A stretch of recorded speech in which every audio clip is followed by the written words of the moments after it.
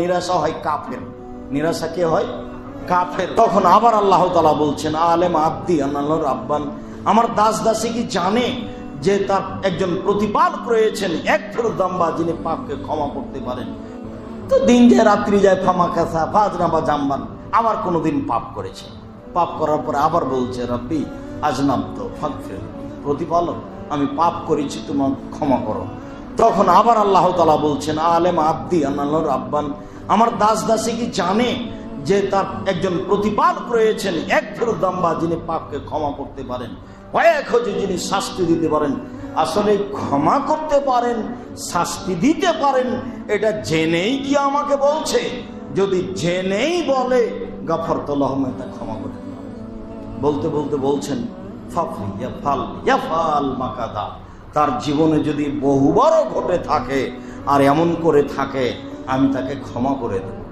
এর অর্থ এই নয় যে বহুবার করতে বললেন, এর অর্থ এই যে পাপ করে যেন মানুষ নিরাশা না হয়। বহু তওবা করেছি তারপরও সেটা হয়, বহু তওবা করেছি তারপরও সেটা হয়। একটা হলো নিশা যখন হয়ে যাবে, খুব তওবা করলেন, আব্দুর রাজ্জাক সাহেব বললেন 3 শ্রেণীর মানুষ জান্নাতে যাবে না, তার 1 শ্রেণীর মানুষ এসে বিড়ি তামাক জর্দা সিগারেট গুলজে খায়। খুব তওবা করলেন, 3 দিন টিকার পরে আর নেই। বক্তব্যের এক ফাঁকে শুনলেন দাড়ি, সেদিন দাড়ি ছেড়ে দিয়েছেন, তার মানে এটা নিশা ছিল না, খারাপ লাগছিল, এখন ভালো লাগে। তারপরে ছিল একটা কথা, 3 শ্রেণীর মানুষের সাথে আল্লাহ কথা বলবেন না, টাকনুর নিচে প্যান্ট লুঙ্গি পরে যে আমি সব প্যান্ট কেটে দিয়েছি। এটা সহজ, এটা করে ফেলেছেন, যদি এটা সহজ নয়। কিন্তু বিড়ি তামাক জর্দা সিগারেট এমন জিনিস যে এটা নেশা, কেউ যখন নেই, আচ্ছা তো তওবা তো করেছি, এখন তো কেউ দেখে না। আর একটা হলো অশ্লীল কাজ, সেটা হস্তমতন হোক, সেটা ল্যাংটা মেয়ে দেখা হোক, সেটা যেটাই হোক না কেন, অশ্লীল কাজ এত খারাপ, এত খারাপ, এত খারাপ, হাদিস জাল। কিন্তু আল্লাহ নবী বলছেন, কেউ যদি বলে পাহাড় সরে গেছে এক জায়গা থেকে আর এক জায়গা, বিশ্বাস করে নিও। কেউ যদি বলে তার অভ্যাস পরিবর্তন হয়ে গেছে, বিশ্বাস করিও না। হাদিসটা জাল, মানে আর রাসূলের কথা এটা নয়। মানুষ পরিবর্তন হতে পারবে, এ কথাই ঠিক। ও খুব খারাপ। ও এক পর্যায়ে বলছে একাই যে পাপ তো বন্ধ করতে পারলাম না, কোন রকমের জেলে চলে গেলে হয়, তাহলে আর নেশা হবে না।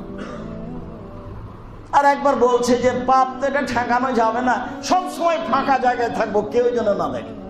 ও মনে মনে বলছে, তার মানে খুব চেষ্টা করে কিন্তু নিজেকে টিকিয়ে রাখতে পারে না। অভ্যাস খুব খারাপ জিনিস, যার কারণে মানুষে বলে অভ্যাসের দাস। এরপরেও যেটা বলছি যে এই বলে আপনি নিরাশা হবেন না, নিরাশা হয় কাফের। নিরাশা কে হয়? কাফের। যারা সালাত আদায় করে ও কাফের নয়। আপনি কাফের নন।